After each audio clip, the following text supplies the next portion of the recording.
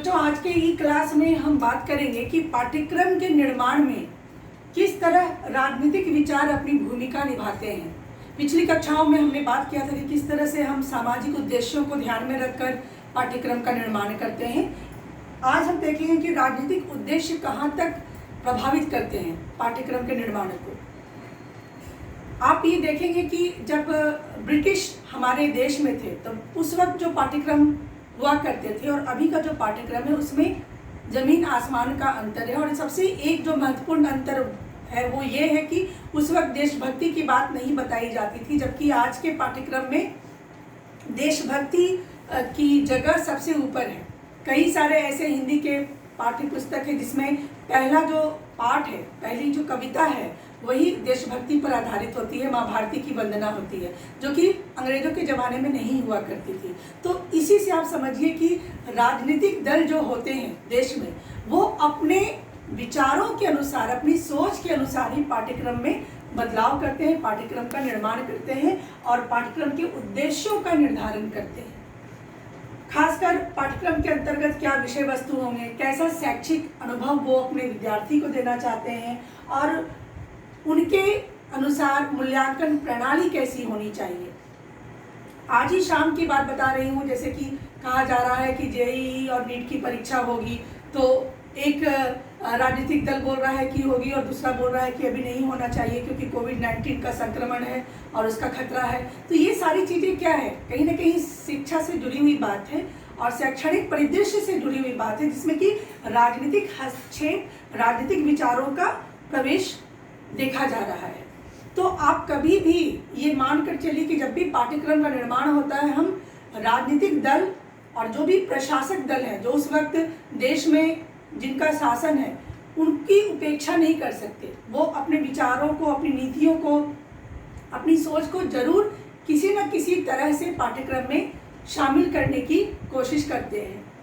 अभी नई शिक्षा नीति आई, नई शिक्षा नीति में वर्तमान सरकार ने उन सारे मूल्यों का समावेश किया है जो वो शिक्षा प्रणाली के लिए जरूरी समझते थे। ये भी कहीं ना कहीं राजनीतिक विचारों की भूमिका ही की तरह आप इस परिदृश्य को देख सकते हैं।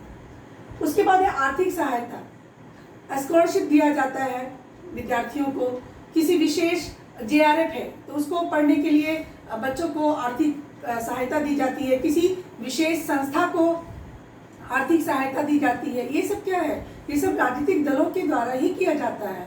इसलिए राजनीतिक दल का हस्तक्षेप शैक्षणिक परिदृश्य में और प्रणाली में देखा जाता है, क्योंकि वहाँ से शैक्षणिक संस्थानों को फंड की प्राप्ति होती है और आर्थिक स्थिति के बिना किसी भी संस्था का सुदृढ़ होना मुश्किल ही होता है।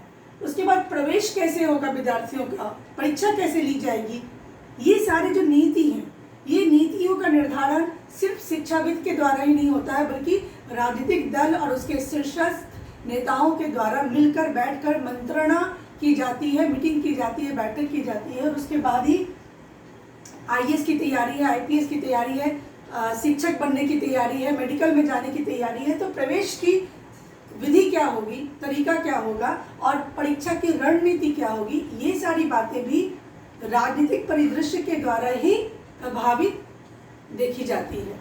उसके बाद है भारतीय समाज की सोच और मूल्य। कोई भी राजनीतिक दल इसकी उपेक्षा नहीं कर सकता।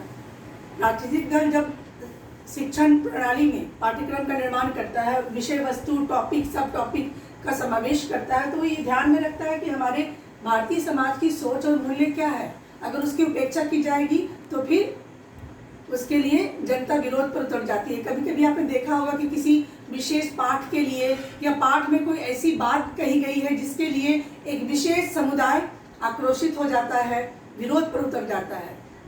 तो इस तरह की घटना ना हो और समाज में वैमनस्यता न फैले, इसके लिए जरूरी है कि राजनीतिक विचार जो होते हैं वो समदर्शी हों और वो भारतीय समाज की सोच और मूल्य को ध्यान में रखते हुए पाठ्यक्रम का निर्माण करें। उसके बाद जनता की सोच में परिवर्तन।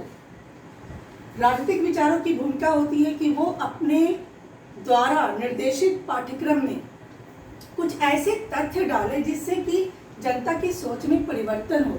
पहले की जो सोच थी जनता की, उसमें और अभी में अंतर होना जरूरी है, क्योंकि पहले के परिदृश्य अलग थे, समाज की जरूरत अलग थी, मापदंड अलग था, मानदंड अलग था।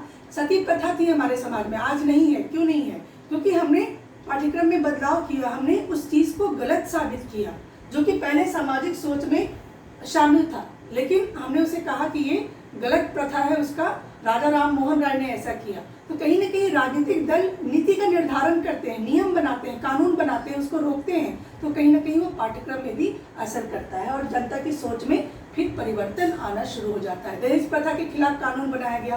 कानून कौन बनाता है? राजनीतिक दल बनाते हैं, प्रशासक बनाता है, जो शासक दल है आपके देश में वो बनाता है, और न्यायालय बनाती है। तो ये सारी प्रक्रिया होती है ताकि जनता के सोच में अपेक्षित बदलाव लाया जा सके, सकारात्मक चेंज लाया जा सके। समाज में जनतांत्रिक सोच का होना जरूरी है, क्योंकि हमारा देश जनतंत्र व्यवस्था में विश्वास करता है, और ये व्यवस्था जो है वो सबों को साथ में लेकर चलने की बात करती है। तो राजनीतिक विचारों की भूमिका होती है कि वो पाठ्यक्रम में ऐसे विषय शामिल करें जिससे लोगों के अंदर जनतांत्रिक सोच हो, समानता और बंधुत्व की भावना, सौहार्दपूर्ण वातावरण के निर्माण की भावना लोगों में हो, लोगों की प्रवृत्ति, मनोवृत्ति और सोच में बदलाव। जैसा कि इस पर थोड़ी सी बात पहले भी हो चुकी है कि राजनीतिक विचार जो होते हैं, राजनीतिक दल जो होते हैं, वो ये चाहते हैं कि वो जिस तरह के जीवन दर्शन, सोच और विचार की बात करते हैं, वो इस तरह के पाठ्यक्रम का निर्माण करें जिससे जो भावी पीढ़ी सामने आए वो उनकी सोच से मिलती जुलती हो, उनके विचारों का आईना हो, उनके विचारों का समर्थक हो। तो कहीं ना कहीं पाठ्यक्रम के निर्माण में, शैक्षणिक गतिविधियों में, विचारों में परोक्ष या प्रत्यक्ष, बिल्कुल सामने सामने या पीछे से, है ना, डायरेक्ट और इनडायरेक्ट, पॉलिटिकल पार्टीज और पॉलिटिकल व्यूज असर डालते हैं और उसको प्रभावित भी करते हैं, उसको कहीं ना कहीं परिवर्तित भी करते हैं अपनी इच्छा के अनुसार। धन्यवाद।